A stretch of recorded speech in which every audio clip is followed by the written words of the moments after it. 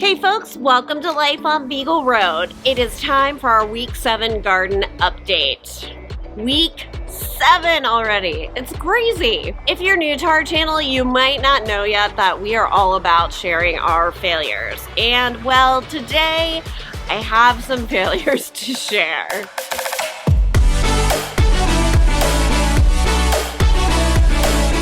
Why do we share our failures? Well, number one, there's usually something to laugh at. And number two, people fail all the time. You fail way more than you succeed.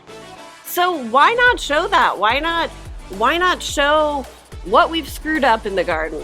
What we can do better next time, and hopefully you'll learn something from it too. Failure number 1 was up here on the deck.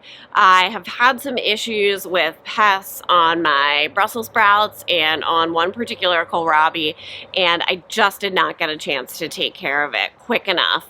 We processed the meat birds, and there have been a lot going on with the animals, so just didn't get there fast enough. It happens. I'm gonna pull these Brussels sprouts out and this one kohlrabi and give them to the chickens. The chickens will eat the bugs and what's left of the leaves, and then at least it wasn't a total waste, right? Right. As you can see, my herbs in here still look amazing. I still have some kohlrabi going. So when it dries off a little bit, it's pretty damp this morning, but when it dries off a little bit, I'll come back and put some diatomaceous earth on here and make sure that those pests are really, really gone so they don't eat my delicious basil and mint.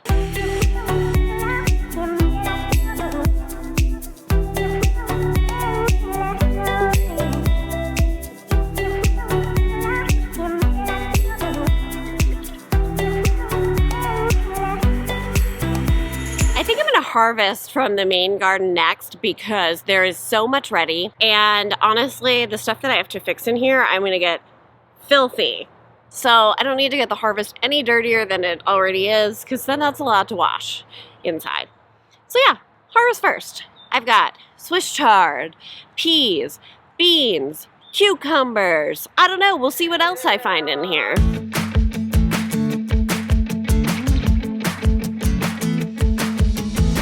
I'm gonna harvest some of the greens off my cabbage and broccoli and cauliflower and kohlrabi and all kinds of stuff. My kids really like when I make kale or spinach chips, so I'm gonna try it with some of this stuff too. I just toss it in a little olive oil, put it on a little salt, bake it in the oven, and they actually eat dark leafy greens. So I'm gonna try it. I gotta be honest, I'm a little overwhelmed right now. Like, this is our first big successful garden, and yeah, a little overwhelmed. That's all. Some of these also just need to come out too because it's getting really damp underneath because we did it intensively plant. So I want to make sure we're getting enough airflow too. Now on to harvesting the peas. Remember how we weren't sure if these were snow peas or regular peas? They're regular peas. Really thought they were snap peas when they started to grow, but here we are. We have sweet peas, and I'm super happy about it.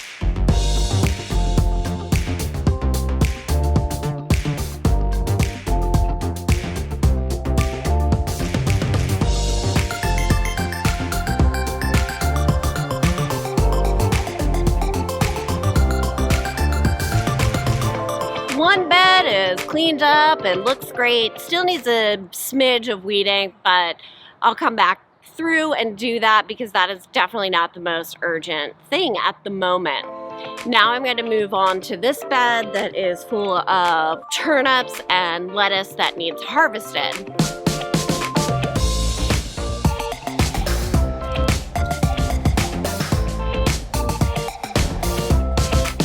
No, I think that was actually 2 turnips that grew together, but I'm gonna eat it anyway. Usually I would keep the greens, but these got pretty eaten up, so I'm gonna cut them off. There are better ones down here that I can keep.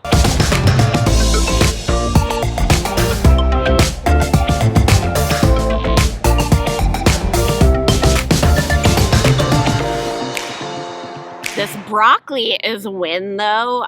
I don't think I've ever gotten broccoli to grow before, so this isn't all a disaster. 2 beds are cleaned out now. Maybe these parsnips will start to grow now that their leaves can see the sun. Well, this has turned into an all-day affair. I had the vet here for the goats, and I had to take 2 of the cats to be spayed. So it is now afternoon and swelteringly hot, but I gotta keep going because stuff is crazy out here. This bed is full of kohlrabi and what's it called? Romanesco and beans. I'm gonna harvest some of the leaves and see how close the kohlrabi is. It's gonna be soon.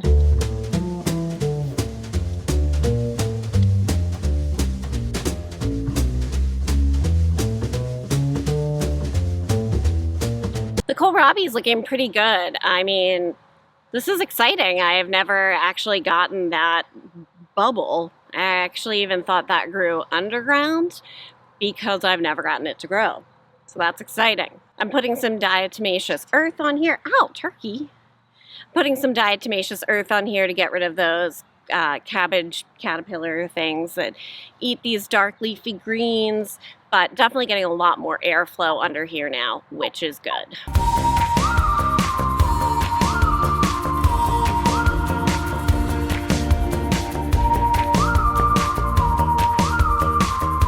This is about the time of year that we totally lose control of the garden and it gets overrun.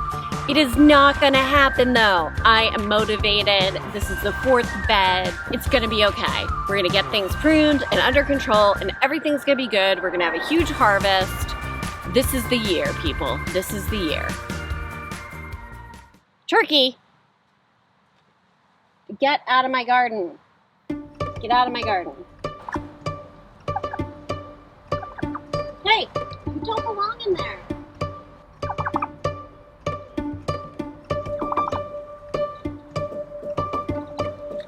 Get out of there. Come on.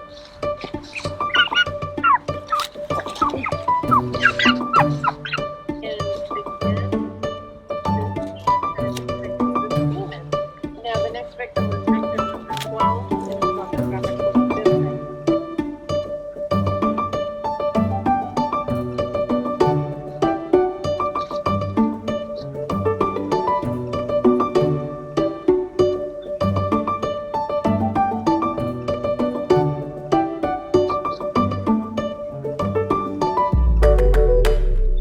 Die, suckers!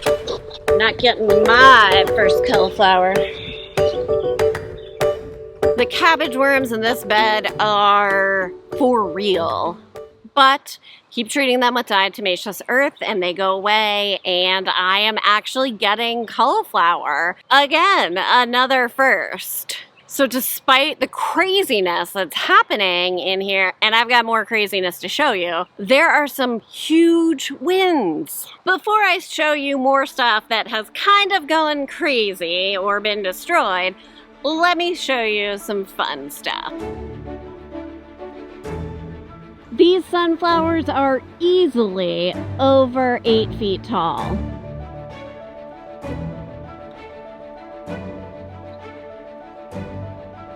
My accidental gourd and cucumbers are amazing. Purple tomatillos looking awesome.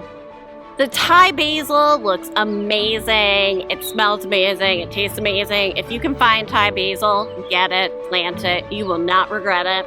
The peppers are growing well. We did have an issue where the chickens were jumping the fence and getting into our potted peppers, so we moved those up on a bench. But these ones in the ground are looking great. And the mortgage lifters are pushing 5 feet tall and setting all kinds of fruit. The greenhouse experiment is definitely working. Now, what's not working? Well, nothing is a total disaster, like nothing's a total loss. So that is huge for us. I have had some cucumbers go yellow because I wasn't quite sure when they were going to be ready, you know, their peak ripeness, and then I come out the next day and boom, yellow. We had a big rainstorm and it knocked over our corn. Flat on the ground, no good. bad stuff. Kenny and Robbie trellised that up today and put some extra dirt in that bed.